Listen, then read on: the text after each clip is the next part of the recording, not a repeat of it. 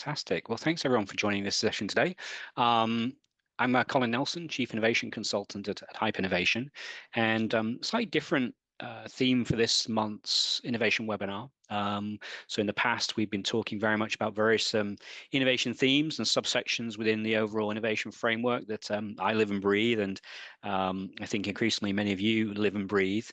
This session is going to be focused on the state of corporate innovation report, which is something that we published a little while ago. And it's a survey that really gives us a snapshot on what's going on in corporate innovation.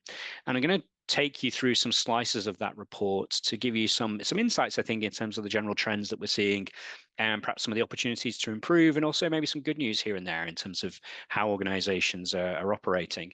So if you're interested in the report and downloading a copy, you can get it online, and there's the link at the bottom. So it's just hypeinnovation.com 2025 State of Corporate Innovation Report, and it looks a little bit like that. What I've done is to take slices of this report, and we're going to talk about some of those themes, some of my perspective on what I think is going on, and some of the reasons why certain things as they are, and try and give you some observations and some general thoughts in terms of the sort of work that I'm doing every day with clients, and what I'm seeing in terms of these wider trends and changes in terms of how we are typically moving forward as an industry. I know many of you already. For those of you who don't know me, I've been in the space of innovation for getting on for 20 plus years now. Former corporate entrepreneur in the technology industry. For the last 15 to 20 years or so, I've been working as a consultant to the industry and helping typically medium to large organizations improve innovation performance and everything that goes alongside that. So I'm very fortunate to work with a very wide range of different industries, different types of companies, even communities and networks, and help them to support whatever their innovation goals are. And what I hope to do is share good practices, experiences, and also give us some insights in terms of the general trends we're seeing as how the innovation industry is changing over time. If you're wondering about the State of Innovation report, it follows a very close lineage to the ISO standard for innovation management systems. That's ISO 56000. 56001 was released back in September to great fanfare, and I'm very close to the folks that wrote that standard, and we very much believe in it. It isn't about standardizing innovation. It is about ensuring that we have good processes, good building blocks, and offer a management system within which innovation can thrive. There are many different components. So what I've done is selected some out here and grouped them loosely into these 4 buckets. This is not exactly ISO structure, but I do think it's a little bit easier to understand from an innovation professional that perhaps isn't familiar with the ISO language. So we have the strategic components, we have the pipeline components, we have those capabilities and resources, and of course communications is also important. And what you're going to see as we go through the session today is some of this language starting to permeate. One of the big benefits of ISO, it gives us that common language for innovation. So when we talk about certain things, we're all talking about the same stuff, and that's incredibly helpful as we try to improve innovation performance within our organizations. Couple of other sort of housekeeping things. If you've, at the end of this session, you fill in this little survey, there is a free consultation offer. We typically pull out at random 3 people who have said yes, they're interested in a free consultation, and offer that to you. These are great fun. Basically, we jump on a call for 45 minutes and we talk about anything innovation related, specifically aligned to that list of innovation building blocks that we just showed a moment ago. I will come back to this QR code at the end of the session for you to take a click at. Something else that you might be interested in is the innovation management assessment, which we provide. It's a free innovation management report. It's automatically generated based upon your survey questions. And then what I do is to take some of those insights, take a look at your industry, and offer you a bit of a view on, perhaps how I see your building blocks and where you are as an organization, and perhaps some opportunities to improve. So without further ado, let's get into this study. So this isn't the first time Hype's done it, but it is, I think, an interesting time to do it, especially because of the new focus on innovation performance that the ISO standard gives us.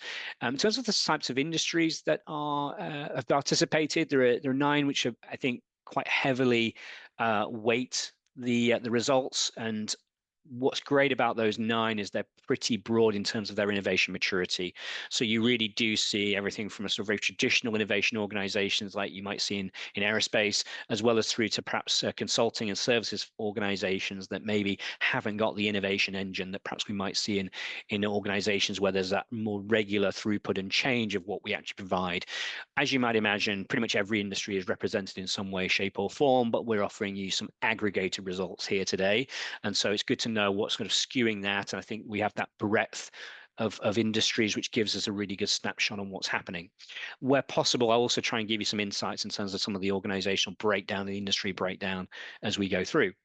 About 100, just over 100 innovation professionals participated, typically directors, heads of innovation, and senior innovation managers. It's the people doing the work and the people that are setting out the strategy that give you some sense of the type of individuals that are joining in on this, and you can get a sense, we'll see, from the types of people we got on the call. It's very much your crew. I also want to take a moment to thank our partners that helped foster support for this and also get their own members to fill this in. So this isn't just Hype clients, and it's important that it isn't. Hype typically works with organizations that are in a sort of medium to high innovation maturity area. We wanted to really get that full spectrum, and so lots of brands that you will have heard of there, maybe some new names to you as well, but all of these folks have helped foster more support for this survey and push it out as well. So I think it's a really useful piece of work and hope to give you some insights from it as we progress today. I'm not covering everything in there, so there is good reason to still go and download it and have a look at it for yourself, but I am going to try and give you a snapshot on some of the things that I think are particularly interesting. And as I said, I'm an individual that's working with lots of different industries across innovation every day of my working life. So what I try to do is to give some sense of my interpretation on this, not just what the results show, but also how I'm seeing this as an industry starting to move forward and progress. So we'll talk a little about the strategic alignment areas of innovation in terms of structure and how closely organizations are thinking about maybe aligning to the ISO standard. We'll talk a little about leadership support, innovation inputs and stimulus for innovation, how we're getting along in terms of meeting our objectives. Then we'll move on to the real work of innovation, so some focus areas for the future, some triggers for innovation, and some pipeline considerations, and then rounding up with some general innovation management system highlights. These are really just a collection of things, not following any particular structure, but I think there are some interesting insights to have a look at how people react to the collective intelligence themes, the challenges that they're facing, and some of the metric elements as well.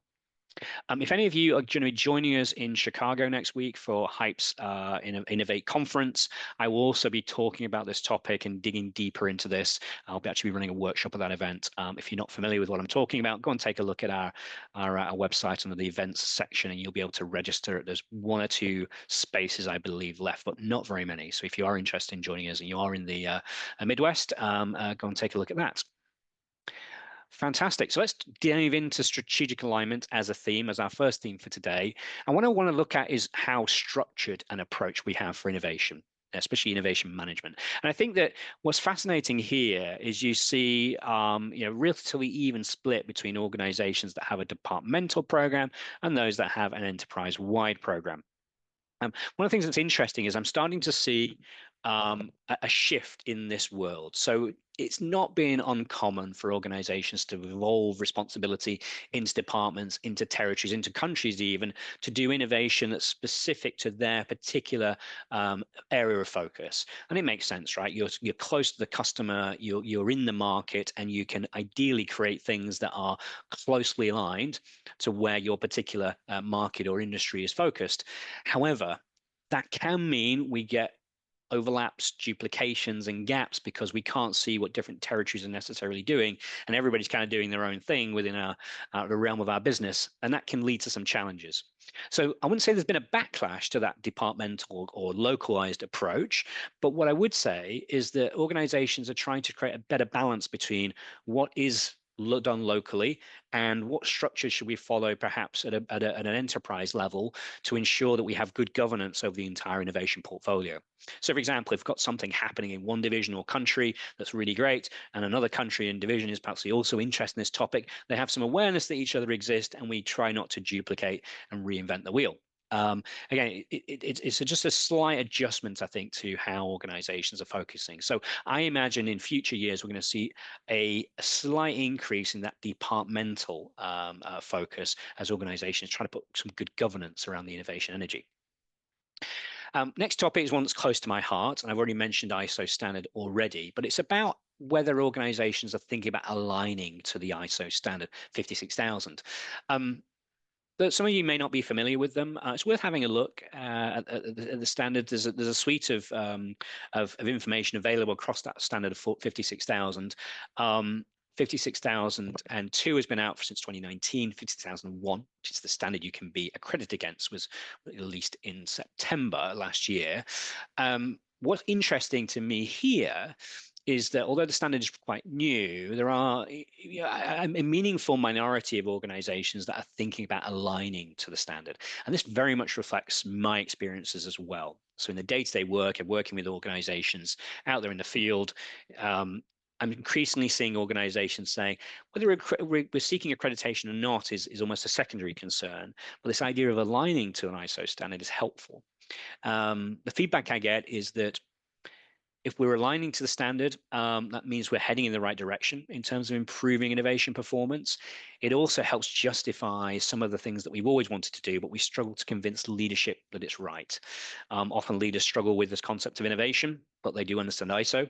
And so because of that sort of that rubber stamp, so to speak, that helps justify some of the changes we want to make in terms of our innovation management systems. Now, 50% still interested, but no immediate plans. That's kind of what I'd expect. In terms of these standards and their adoption, you typically find that the first couple of years are quite low in terms of adoption of standards, but then it ramps up over time. There are some industries and sectors that are more interested in seeking accreditation in time. And I do put those organizations in two separate categories. There are the ones that want to align and the ones that want to get accredited. And to be accredited, of course, will require some alignment. But I think there is an increasing level of maturity and openness to the idea that maybe heading towards a globally recognized best practice is a good thing to do. Now, I've kind of put some snapshots in here in terms of what little pieces of feedback, and again, you'll see in the report if you download it.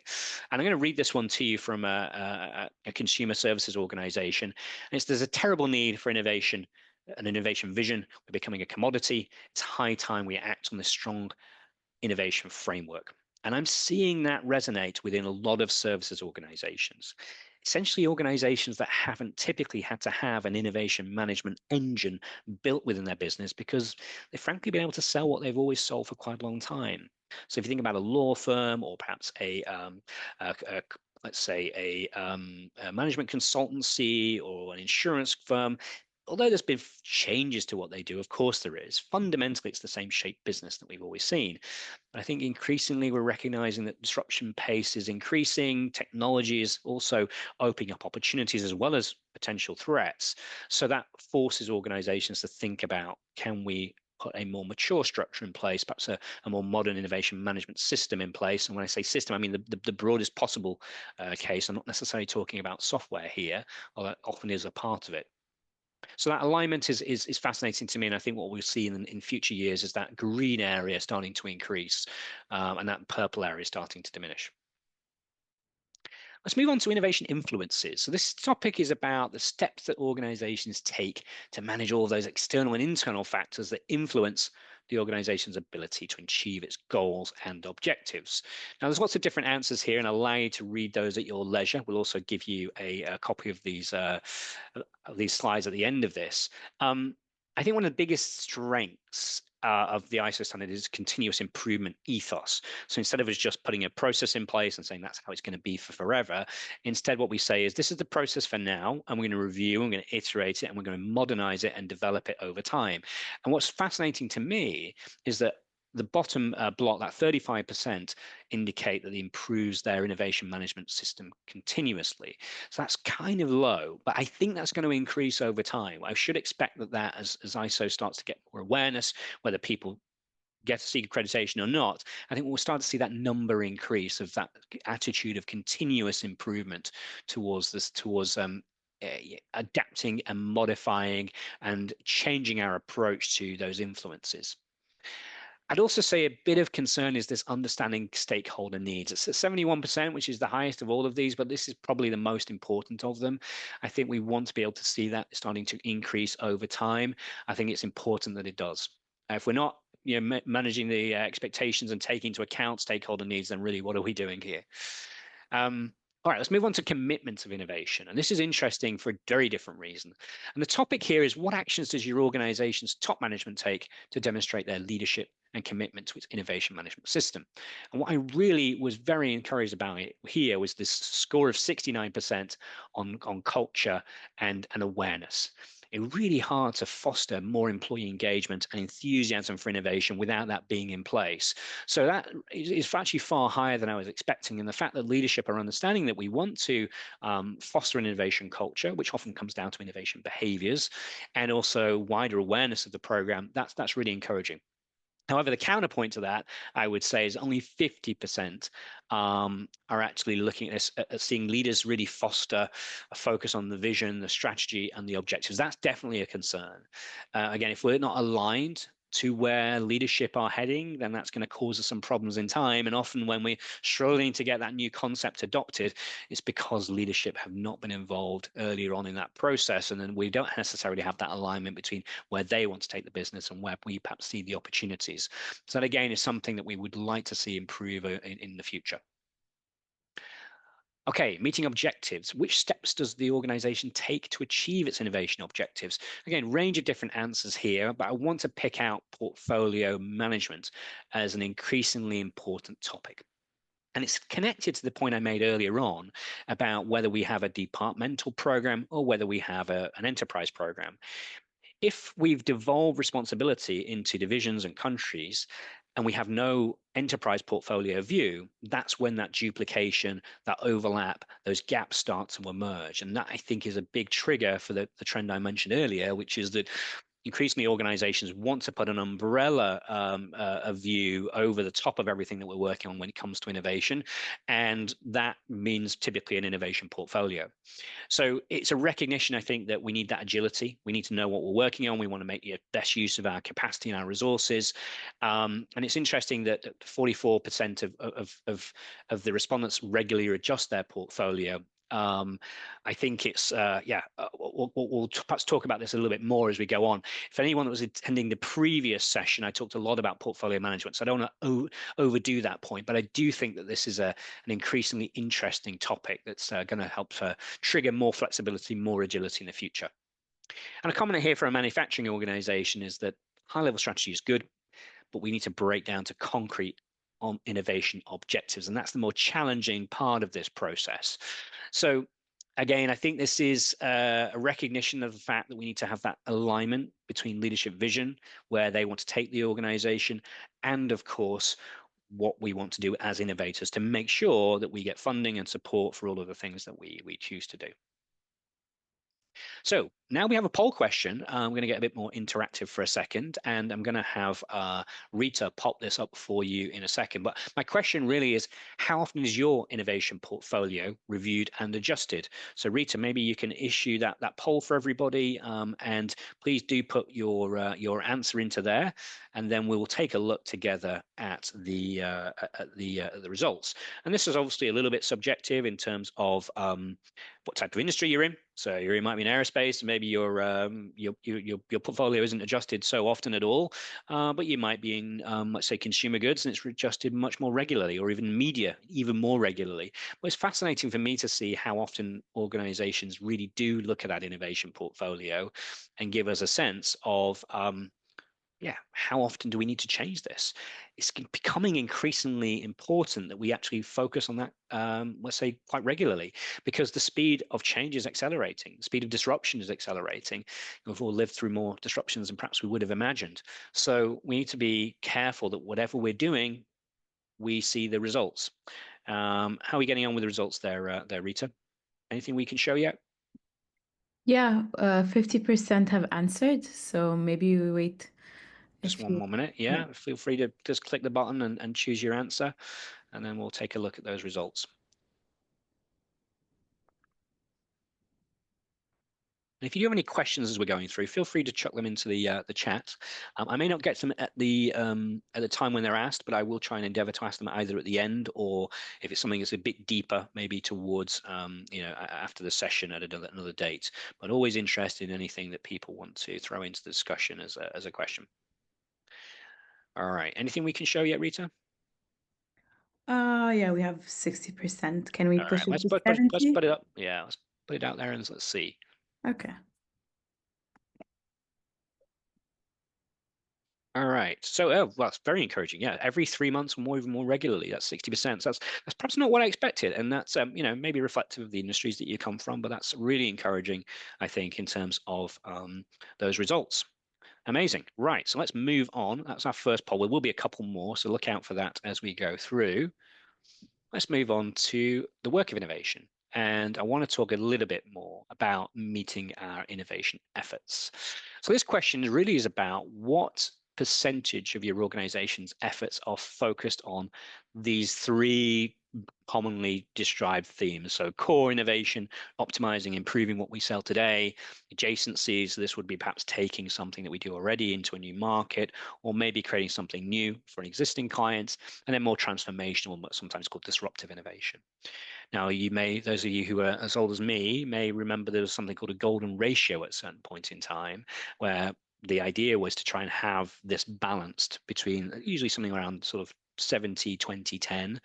I think, unfortunately, that golden ratio is kind of not really standing anymore, simply because industries, the time to disrupt is so much faster. And that typically is meaning that we probably have to push a little bit more into the adjacency space, a little bit more than the core. If we only ever sell what we've always sold to the same people, we are more prone to disruption, and that can of course shorten organizational life cycle. Of course, the answer here does also heavily depend on the industry. So there are certain sectors out there that are faster and easier to disrupt, and therefore they're shifting towards more the adjacency and transformational spaces. But what I will say is I'm quite encouraged by the amount in that transformational area. I think that's on the rise. I think organizations are increasingly aware of core competencies and assets, and thinking about how they can be leveraged for very different purposes than perhaps they have in the past. And I think that is a consequence of disruption and technological opportunities that are presenting themselves, especially with topics like AI. Core innovation is never going to go away, but I am expecting that perhaps to drop down towards 50% over the coming years as organizations realize that the cycle for bringing out new things needs to increase a little bit. Interesting comment here from a consulting company. Sometimes it feels like the company is reactive rather than proactive, especially with emerging trends. We could push the envelope a bit more, especially when it comes to truly disruptive innovations. Now, that's a fascinating topic. I'd love to get into it on another session, but the key here for me is really understanding what your core competencies and assets are and thinking about how they can be leveraged. And this is also something that I see in other services consulting type companies, is that they're increasingly aware that perhaps what they do today is being disrupted, again, through artificial intelligence and maybe competitors. So let's look at triggers for the incremental innovation, that core innovation for the second. What is it that's triggering organizations to actually change the core and adapt it and amend it according to customer feedback? And I would say there's no big surprises here in terms of the response. It's pretty much what I would expect. It's things like we need to improve our processes, we're getting customer experience feedback that we need to react to. This is all very much standard productivity increases that never goes away. But what I will like to pick out, and it marries to the next topic that we're going to talk about, is sustainability is actually very, very low in response to the core innovation triggers. Now, that's interesting. Now, I don't think this was necessarily the case not too long ago. I think increasingly organizations for a while were thinking about, can we adjust our manufacturing methods, our materials? Can we reduce waste? Can we reduce carbon in terms of how that we get into that incremental innovation area? I'm going to come back to this topic in just the next slide. So just put a pin in that for a second, because I want to really draw a correlation, a comparison point between sustainability related to core and sustainability related to other areas in a second. But before I do that, let's take a look at this feedback. I think we might sometimes be too comfortable in our leading position and miss truly disruptive opportunities, relying purely on our current best practices that might not be enough for the future that we're stepping into. And this is a great reaction to the fact that actually the core might not be where it's at for some of your organizations based upon the industry that you're in. So Triggers for adjacent and more transformational innovation, these are perhaps a little bit more enlightening than what we just looked at. Sustainability jumps to 50%. So that's a very big difference between a trigger for the core versus a trigger for those more adventurous areas. And why that might that be? Well, my working theory here is that organizations are starting to think about what does the future landscape look like and what might our product or capability portfolio look like for that future. And of course, sustainability is a big, big topic for a lot of organizations and specifically industries.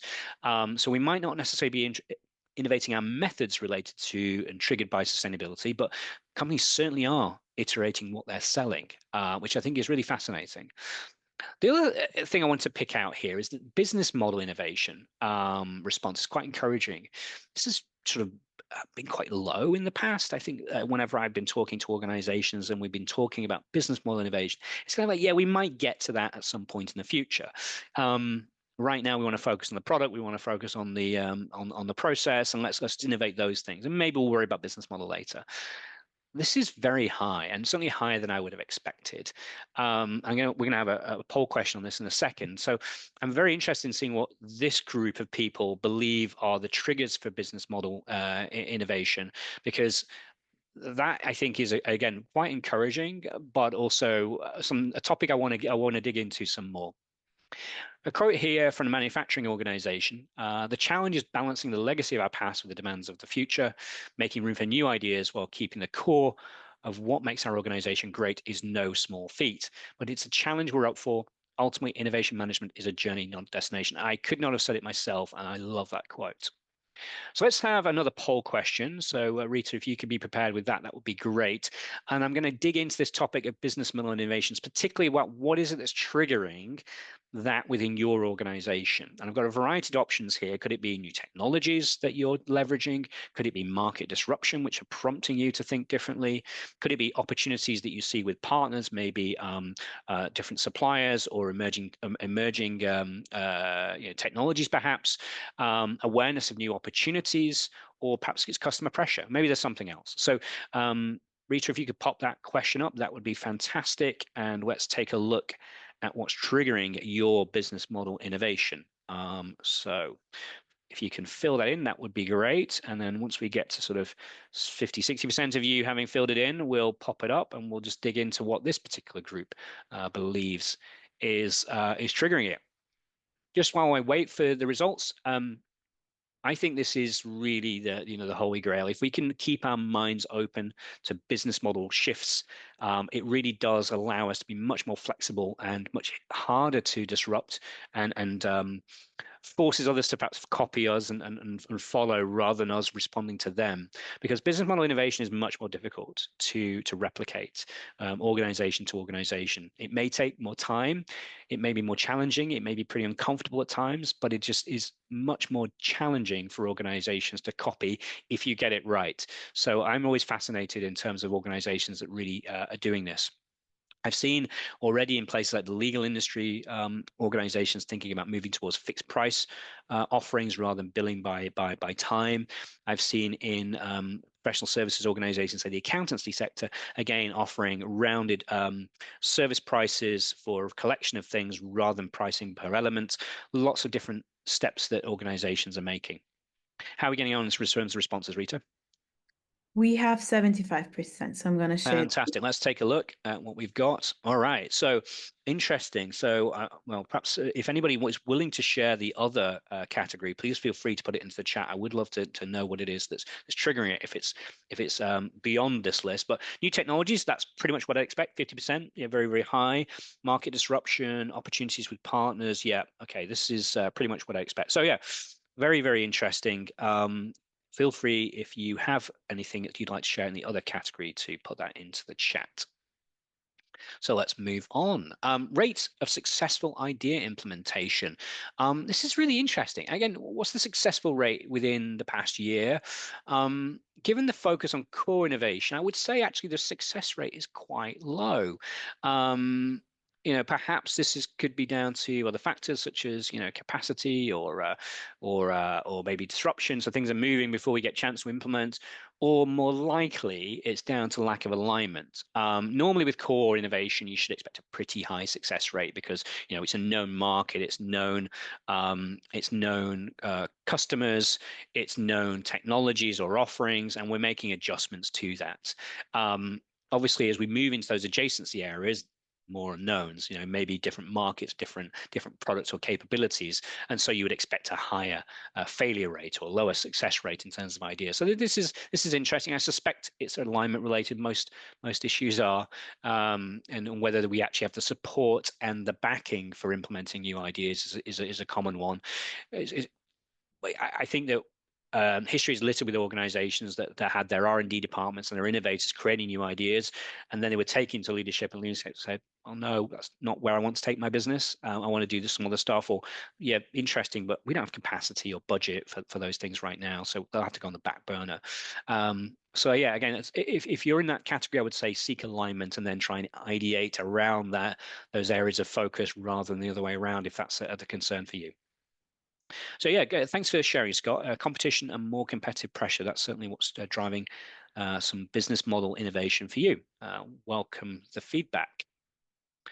Okay, major obstacles in managing pipelines. So as I said earlier, the last month I had a whole webinar on innovation portfolios and pipelines.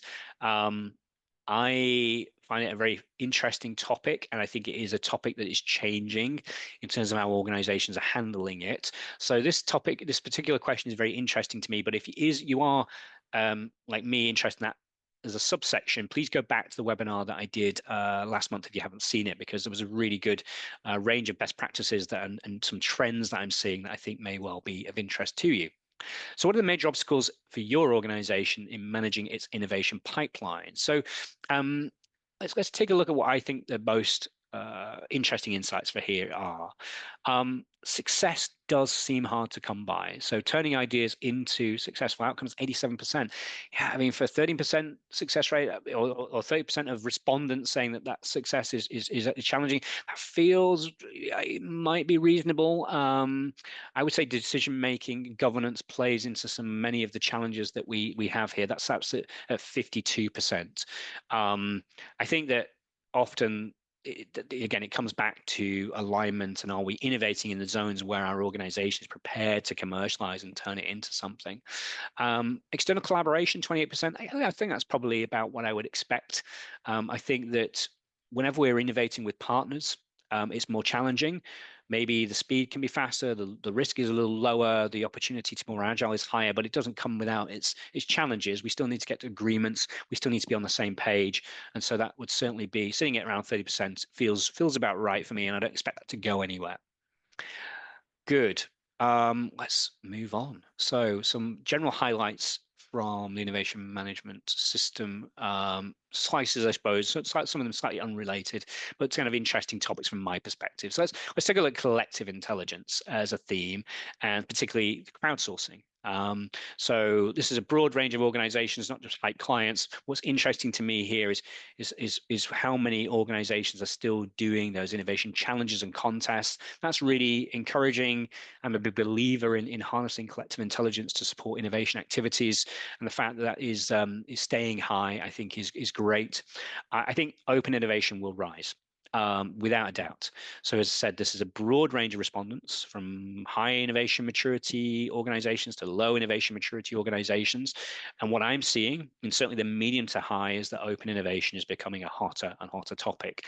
And I mean that in all its flavors, but especially supply chain innovation, trying to get more out of those organizations that have a vested interest in our success. I would say almost half of my work is in that area right now. So I think that we're going to expect to see that number rise. And it goes back to some of the things that we talked about earlier around organizational agility. If we always do everything ourselves and we are creating everything within our own boundaries, that maybe makes us a little bit inflexible. Also, not all the smartest people work for us, as is often said on open innovation. So I think that I'm expecting that to increase speed, to lower risk, and to increase organizational agility, even if it's at the expense of intellectual property and actually owning everything ourselves. I think that's a compromise that organizations are starting to think a little bit more carefully about.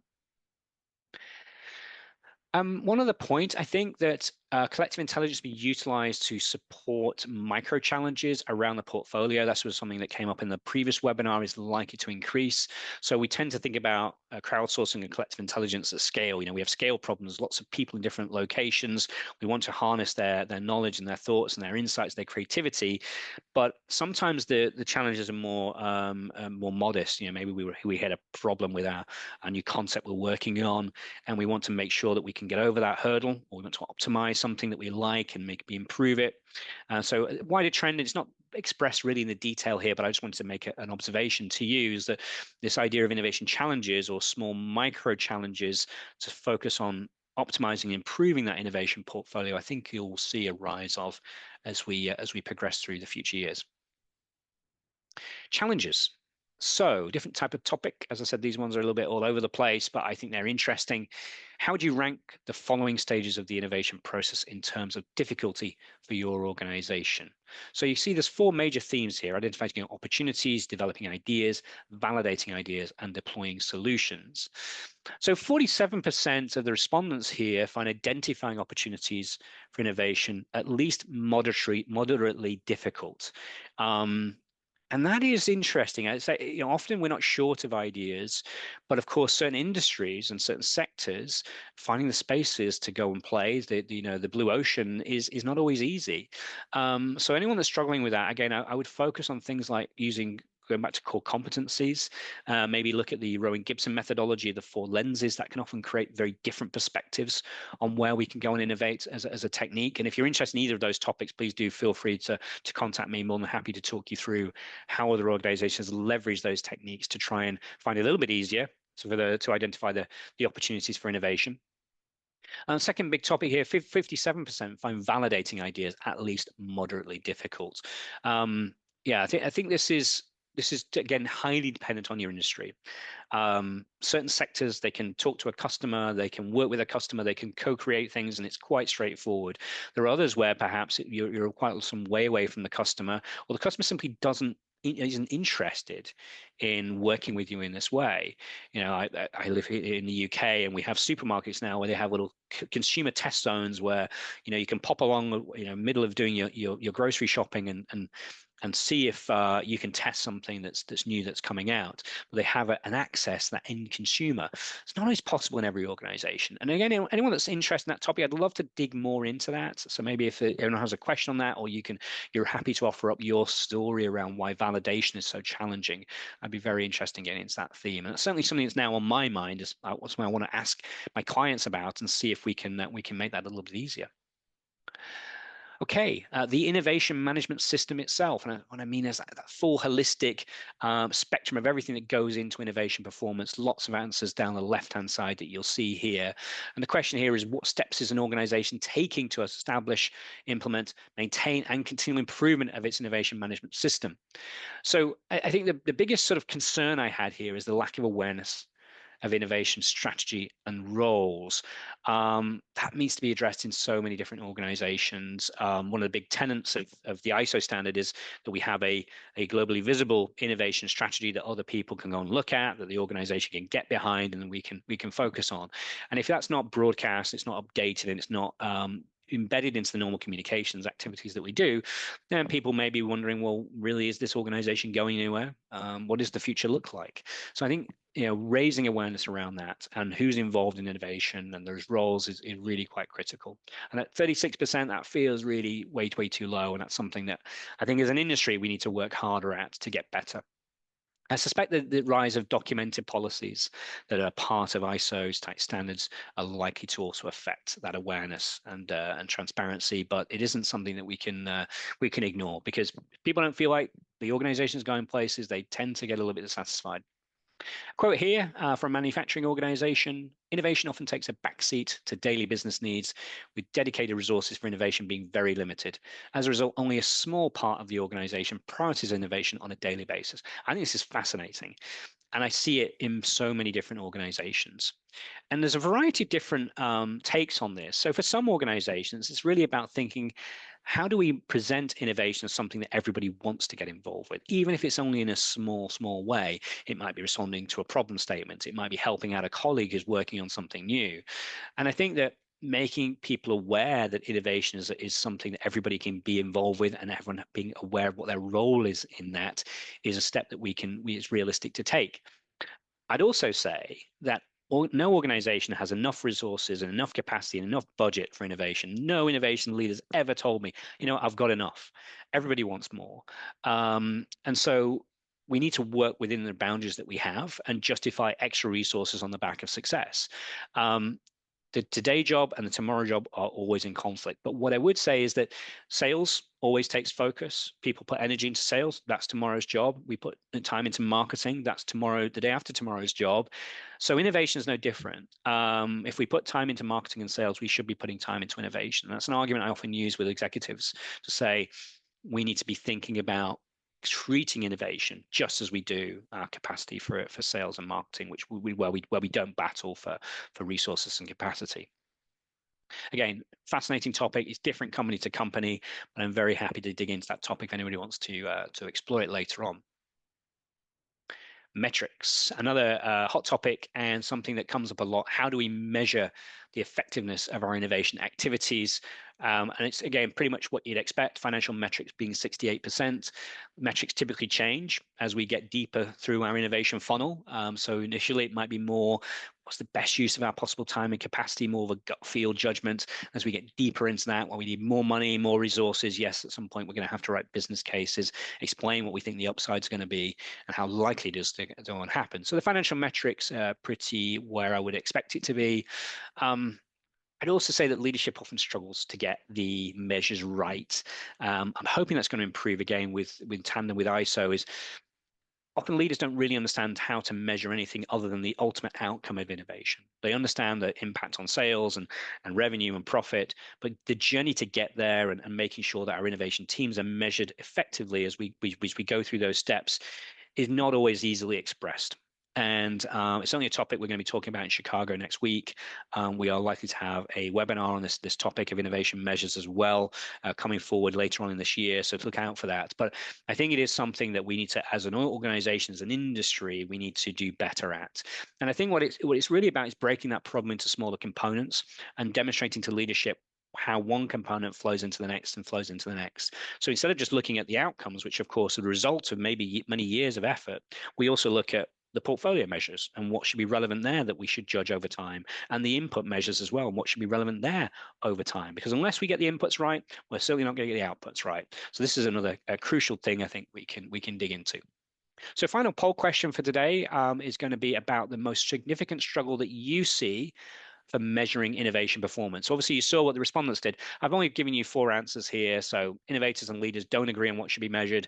Measured are only applied to outcomes, not the steps to get there. We effectively measure improvements in innovation process or quantifying the value of our portfolio and innovation activities. So just like pick one, which one's most significant in terms of your responses, and then we'll take a look at what we've said.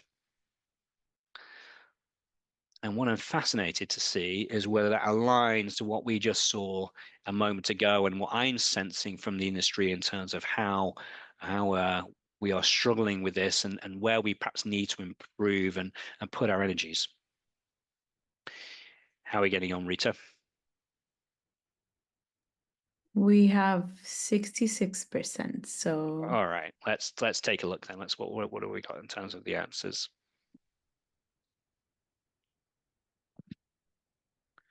Right, measures only apply to the outcome, not the steps together. Yeah, exactly what I would expect. Quantifying the value of our portfolio and innovation activities is 40%.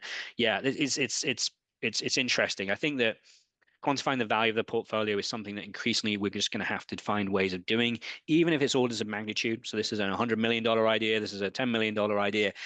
We do need to at least put some measures to that, and we should be getting more concrete as we progress, but it isn't easy.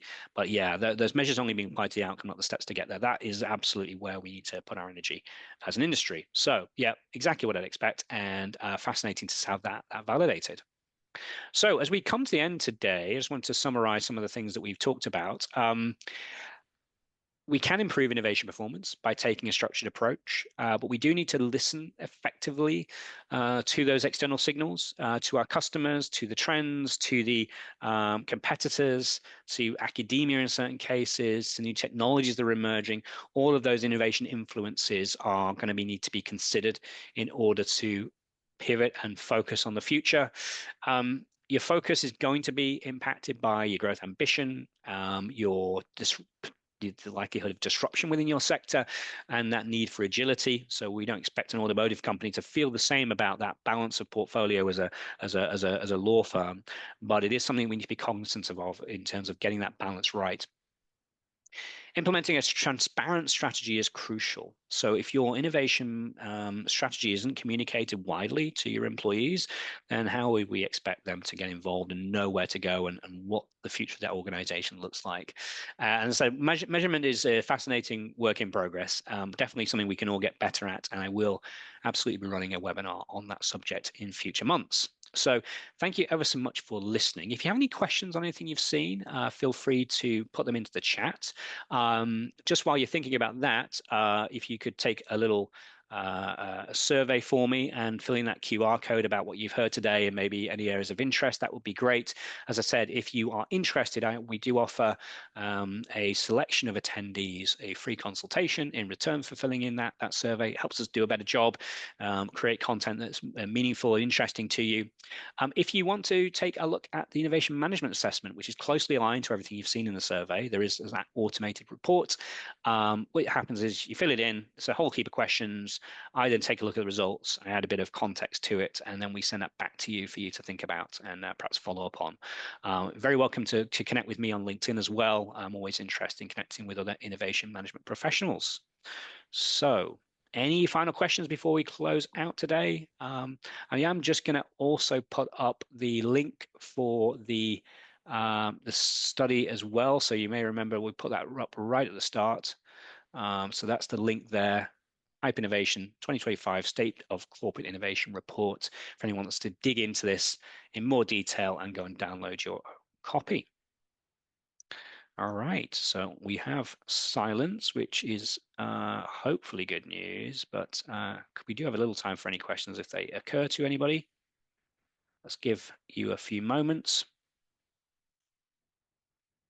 Maybe just a comment on these webinars. This is your first one. We do run these monthly on a whole variety of different topics, typically different slices of the innovation management system. We've looked at employee engagement. We've looked at some measures back in 2024. We're going to come back to that topic, I think, in the future, though. And we've also looked at portfolio management. We've got some coming up on value chain innovation and AI and pretty much everything that you'd hope to see, I think, in terms of this area. So look out for those. Love having you join me and engaging the debate on innovation management performance. So I don't think we have any questions, which means we should be able to close today. I want to thank you all for joining and also thank Rita for hosting.